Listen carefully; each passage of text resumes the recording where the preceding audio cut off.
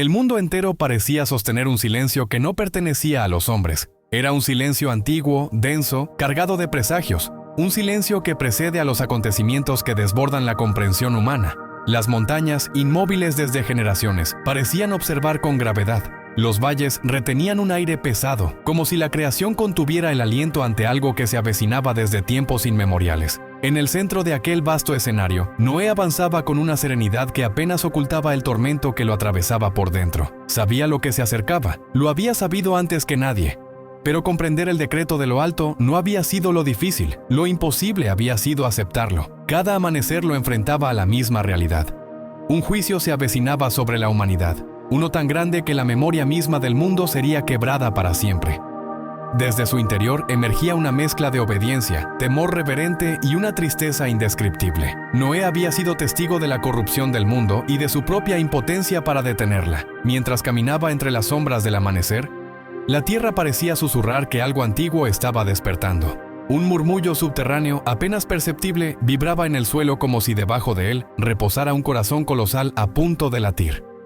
Noé sabía que no era imaginación, era el preludio del diluvio. La construcción del arca se erguía ante él como un gigantesco recordatorio de su misión. La madera, cuidadosamente ensamblada durante años, parecía emitir un eco interior, como si guardara conciencia del destino del mundo. Cada tablón, cada cuerda, cada golpe de herramienta había sido acompañado por un pensamiento, un peso, un sacrificio. Noé sabía que no construía un barco, construía la última frontera entre la vida y el olvido absoluto. A su alrededor, el pueblo seguía con su vida disoluta, ajeno a la tormenta que pronto devoraría sus certezas. Los días se llenaban de desorden, violencia, arrogancia y risas sin sentido. La humanidad se había desligado de su propósito desde hacía siglos, y la maldad fluía por sus calles con la naturalidad del agua que se desliza por un río. Noé contemplaba aquel mundo con una mezcla de compasión y dolor.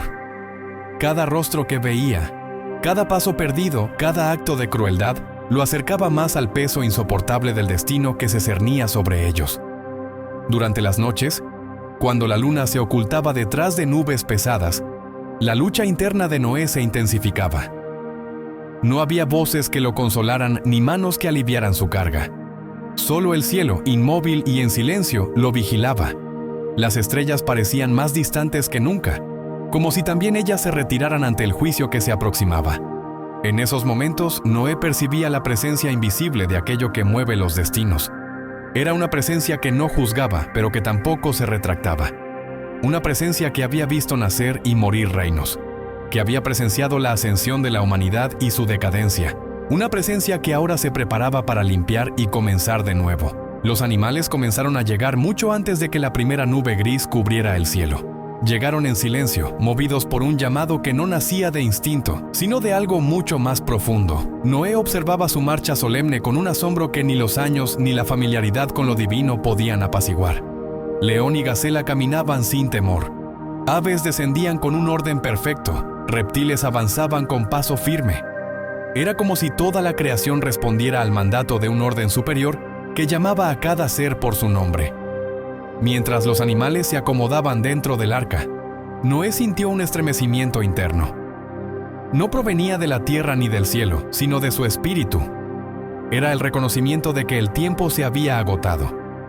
El juicio ya no era un anuncio, era una sombra que se extendía sobre el mundo. El cielo comenzó a cambiar lentamente. Primero se volvió más pesado, luego adquirió tonalidades anómalas, como si una fuerza invisible lo estuviera retorciendo desde dentro.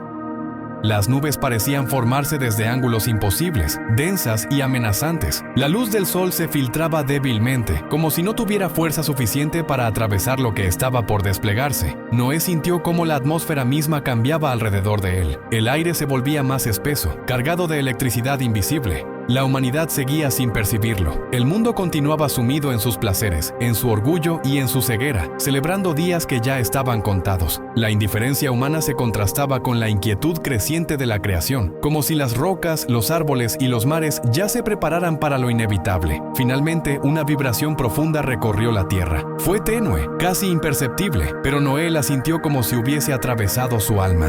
Era el primer latido del cataclismo, un aviso silencioso de que las compuertas del cielo estaban a punto de abrirse y a romper su equilibrio milenario. Noé levantó la mirada hacia el cielo oscuro. No veía lluvia. No veía rayos, solo una inmensa sombra que se extendía, una sombra que anunciaba el comienzo del final antes de que la primera gota cayera. La hora del diluvio estaba a un suspiro de distancia.